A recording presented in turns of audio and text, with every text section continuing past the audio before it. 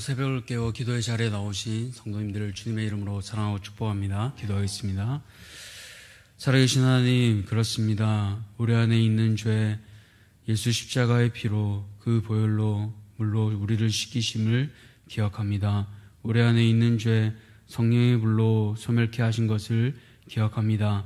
그러니 이제는 우리가 더 이상 옛사람의 죄에 사로잡혀 살아가는 것이 아니라 참되신 주님 앞에 새 생명 입어 새 사람으로 살아가는 것, 이제는 은혜로 살아가는 삶임을 우리 모든 대한교회 성도들 깨닫고 은혜로 살아가게 도와주시옵소서. 오늘 하루도 나의 육신이 아니라, 나의 정욕이 아니라, 자아가 아니라 예수 그리스도의 십자가로 성령 충만함으로 살아가기를 간절히 소원합니다. 하나님, 오늘 우리에게 주시는 말씀을 통해 나의 생각들 내려놓고 주님이 주신 뜻을 확인하며 하나님 앞에 우리의 삶을 내려놓는 복된 성도들 되게 도와주시옵소서. 이 시간 세우신 담임 목사님을 위하여 기도합니다.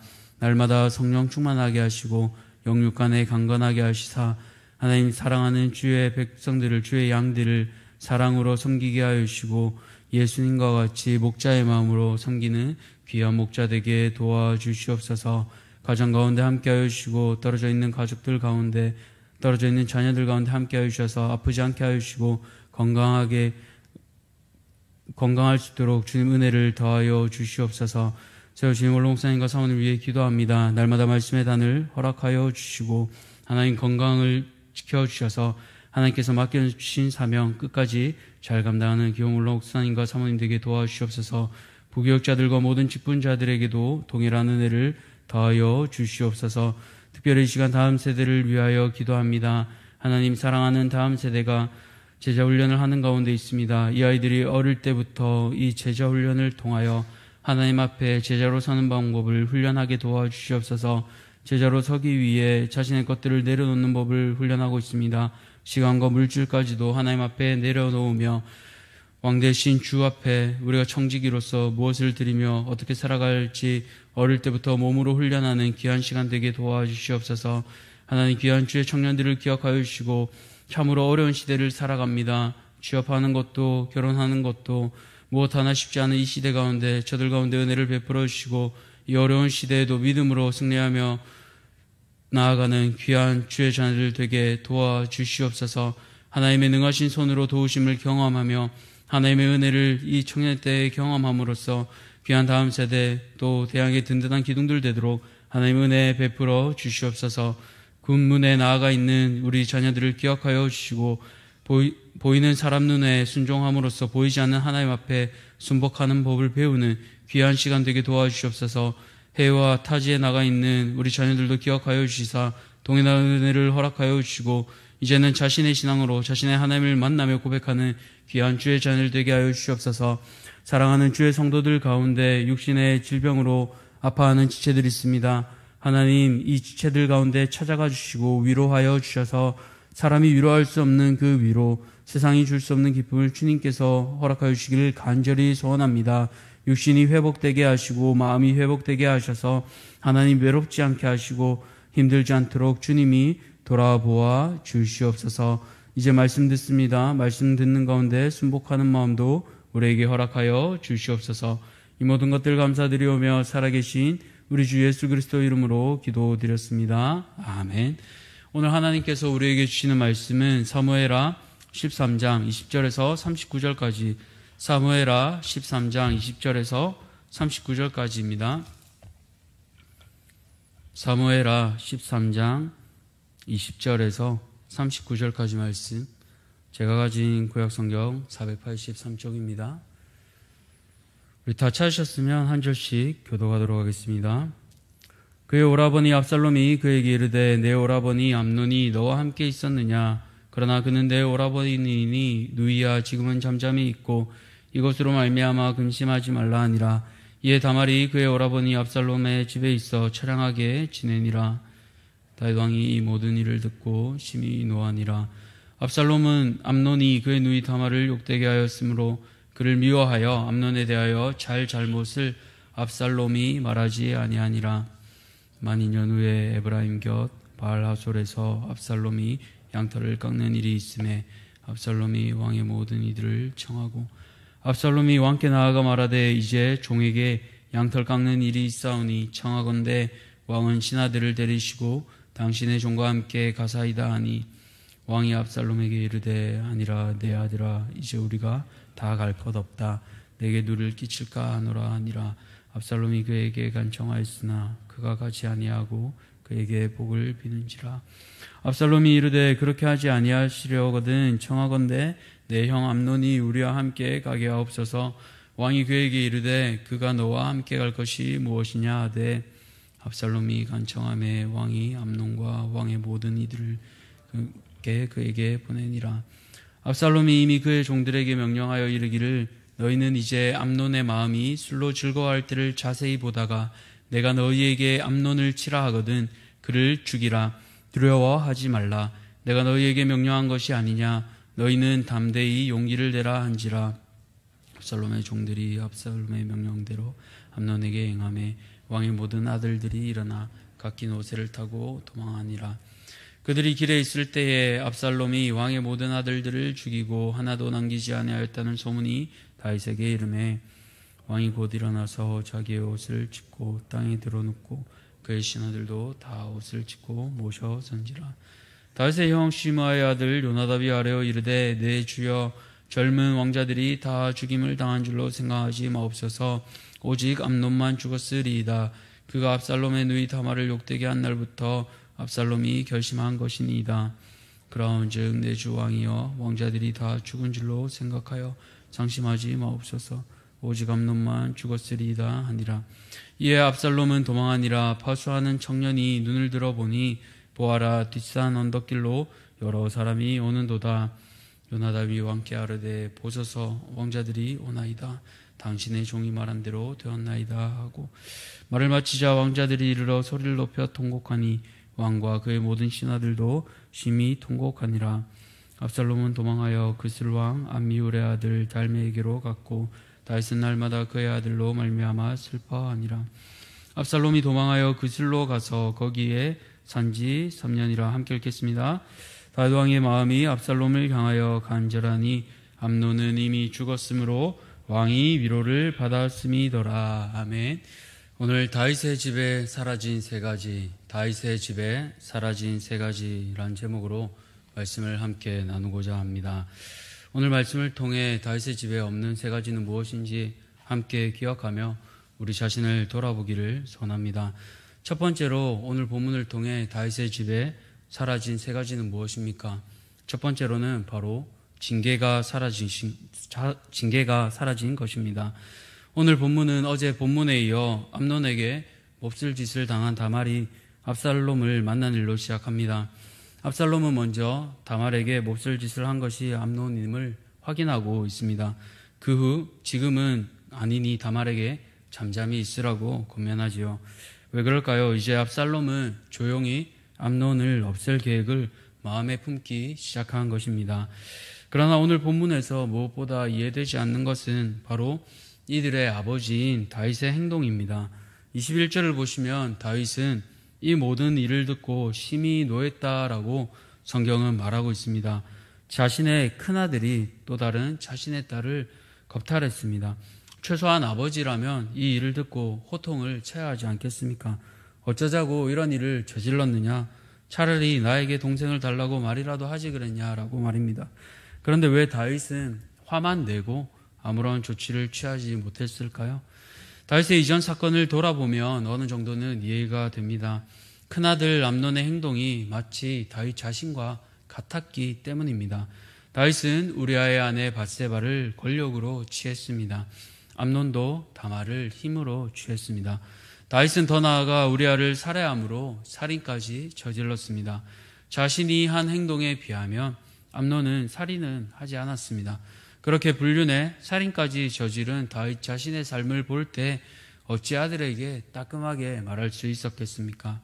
삶이 뒷받침되지 않았기에 참 면목 없고 할 말 없었을 것입니다. 그러나 이전의 다윗이었다면 어땠을까요? 밧세바 사건 이전의 다윗의 삶을 돌아보면 다윗은 범죄하기 전까지 특별히 아브넬과 이스보셋이 죽었을 때 다윗은 율법에 따라 공의롭게 행했습니다.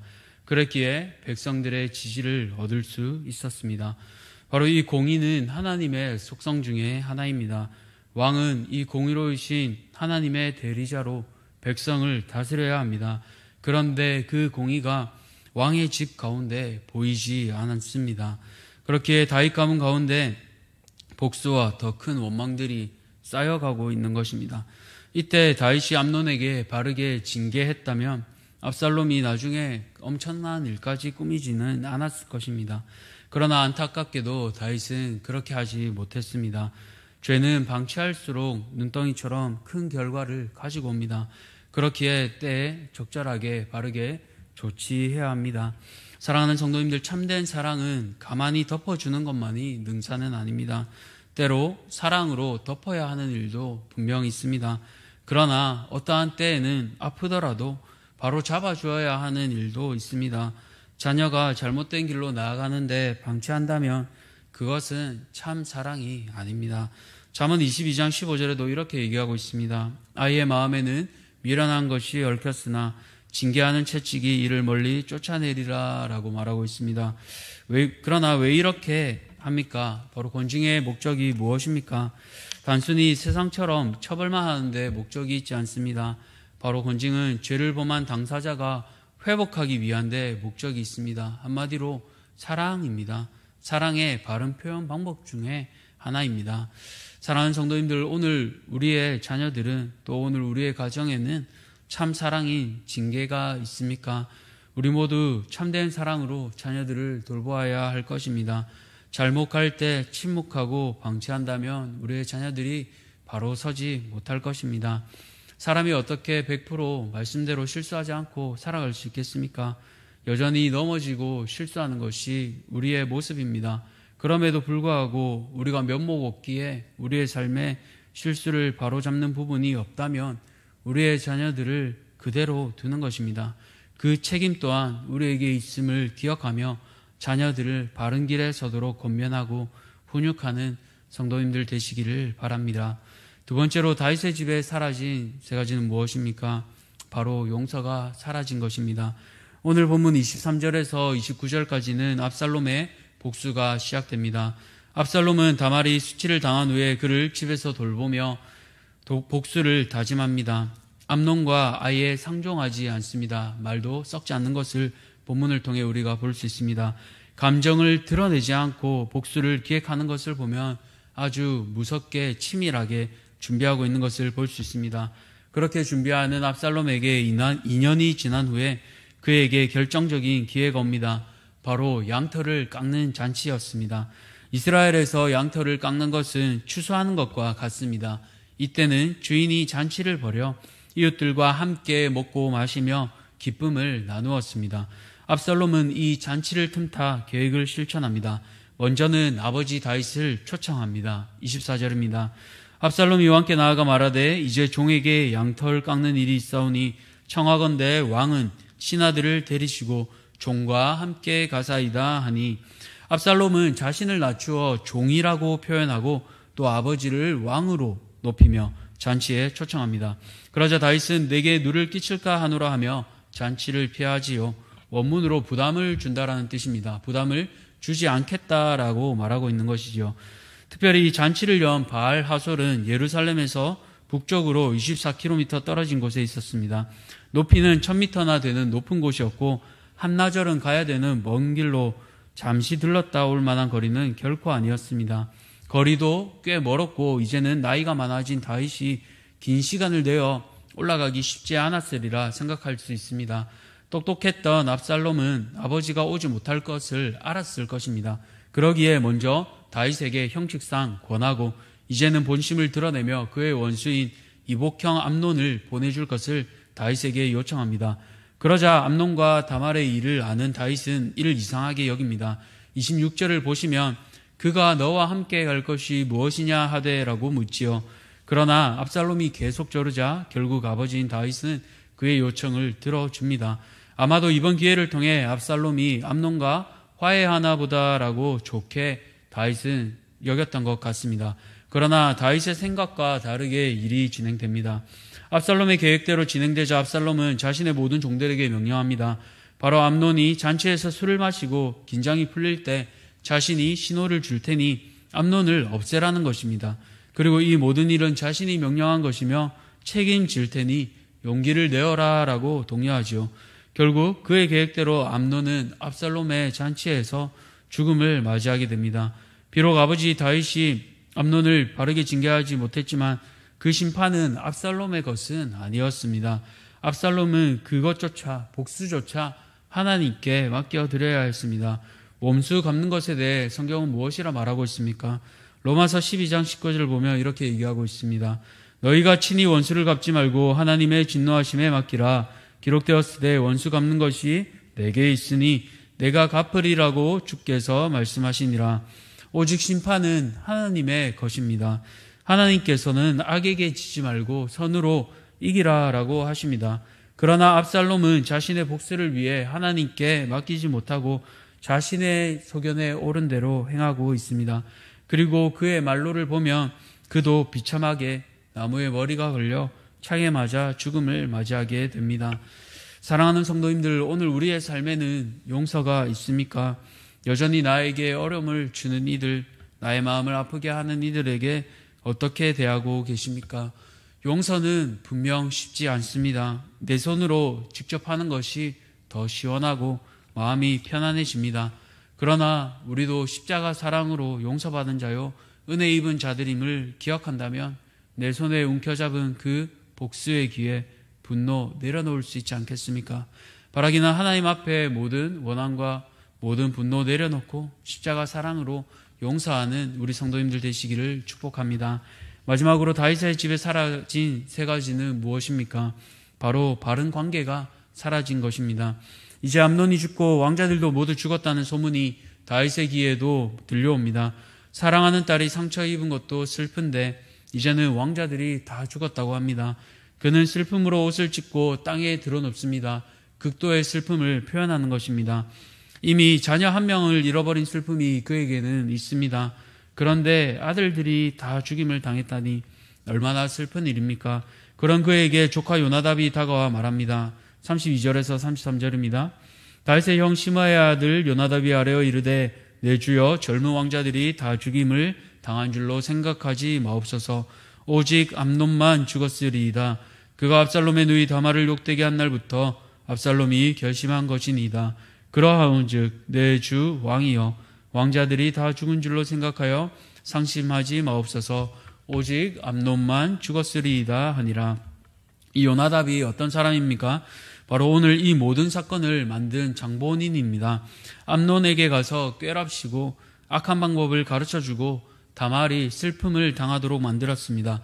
그런 그가 압살롬의 계략을 몰랐을 리 없습니다. 그럼에도 그는 암논에게 말하지 않고 침묵함으로 그를 죽음에 빠지게 만들었습니다. 아마도 암논이 이 사건으로 입지가 흔들리게 되자 그에게 붙는 것이 불리하게 되겠다 생각하고 소위 손절한 것입니다. 사촌간인데도 다른 사람의 안위보다 자신의 입지를 더 생각하고 우선하는 것이 바로 이 요나답의 모습입니다.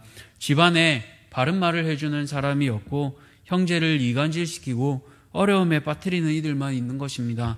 사람 냄새 나는 바른 관계가 없습니다. 뿐만 아니라 압살롬도 형 암논을 죽인 후 어떻게 행동합니까? 그는 외할아버지인 그슬왕 달메에게로 도망갑니다. 거기서 하루 이틀이 아니라 3년이나 지냅니다. 만약 아버지와 아들 관계가 건강했다면 그래도 아버지에게 용서를 구하든지 아니면 자신의 정당함을 호소하든지 할 수 있었을 것입니다. 그런데 압살롬은 오히려 외할아버지에게로 도망가 버리지요. 바로 부자간의 관계가 제대로 형성되어 있지 않기 때문입니다. 그렇기에 3년이라는 시간이 지나야 그것도 겨우 다윗에게로 갈 수 있습니다. 이후에 본문에게도 나오겠지만 그것도 다윗이 먼저 부른 것이 아니라 신하인 요압이 이것을 보고 안타깝게 여겨 이것이 가능하게 된 것입니다. 이처럼 다윗의 집안에는 바른 관계가 형성되어 있지 않은 것을 보게 됩니다. 의롭고 자비로웠던 다윗, 하나님의 성품을 닮았던 그 다윗, 그런 그의 집안이 이제는 삐그덕거리는 그 슬픔을 오늘 본문에서 보게 됩니다. 왜 이렇게 그렇다면 다윗의 집은 평안함이 사라졌을까요? 바로 죄 때문입니다. 어제 본문에서 어제 말씀에서 들은 것처럼 죄의 파괴성으로 인해 바른 징계도 사라지고 용서도 사라지고 관계도 모두 깨어진 것입니다. 이처럼 죄는 큰 영향력을 미칩니다. 때로는 나 혼자에게만 영향이 오는 것도 있지만 때로는 다른 많은 사람들에게 그 영향이 미치기도 합니다. 그렇기에 우리는 이 죄로 인해 좌절할 수밖에 없습니다. 그러나 그럼에도 하나님의 성품은 공의로만 그치지 않습니다. 공의의 하나님이시지만 사랑의 하나님이시기도 합니다. 그 하나님께서 우리의 죄를 해결하시기 위해 아들 예수님을 십자가의 대속물로 삼아 주셨습니다. 이제는 아들을 내어준 그 사랑을 우리가 기억합니다. 그렇기에 오늘 그 사랑이 우리 모든 성도들의 삶을 회복시키기를 간절히 소원합니다. 말씀을 맺겠습니다. 다윗의 집에는 오늘 세 가지가 사라진 것을 우리가 말씀을 통해 보게 됩니다.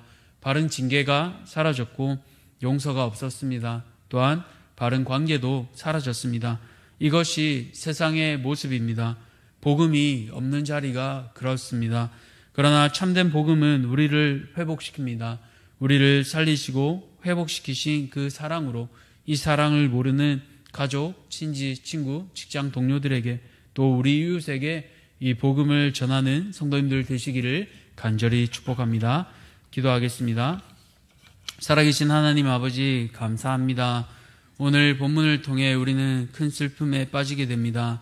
자식이 서로를 죽이고 끊임없이 서로를 미워하고 자신에게서 떠나는 그런 깨어진 관계를 보게 됩니다. 세상이 그렇습니다. 서로를 위한 참된 사랑이 없고 징계가 없고 용서가 없으며 또한 바른 관계가 없습니다. 그러나 주님, 우리를 회복시키신 그 십자가의 사랑을 기억합니다. 십자가의 사랑, 복음의 자리에 머물러 있는 우리 성도들 되게 하시고 그 사랑으로 오늘도 여전히 죄 가운데 이 죄 파괴력으로 깨어진 관계에 있는 가운데 복음을 전하게 하여 주셔서 바른 관계로 돌아오게 하시고 오직 사랑이신 예수님을 전할 수 있는 모든 성도들 될 수 있도록 하나님 은혜 베풀어 주시옵소서. 이 모든 것들 감사드리오며 살아계신 예수 그리스도 이름으로 기도드렸습니다. 아멘. 우리 주님 가르치신 기도로 마치겠습니다. 하늘에 계신 우리 아버지여, 이름이 거룩히 여김을 받으시오고 나라가 임하시오며 뜻이 하늘에서 이루어진 것 같이 땅에서도 이루어지이다. 오늘 우리에게 일용할 양식을 주시옵고 우리가 우리에게 죄 지은 자를 사하여 준 것 같이 우리 죄를 사하여 주시옵고 우리를 시험에 들게 하지 마시옵고 다만 악에서 구하시옵소서. 나라와 권세와 영광이 아버지께 영원히 있사옵나이다. 아멘.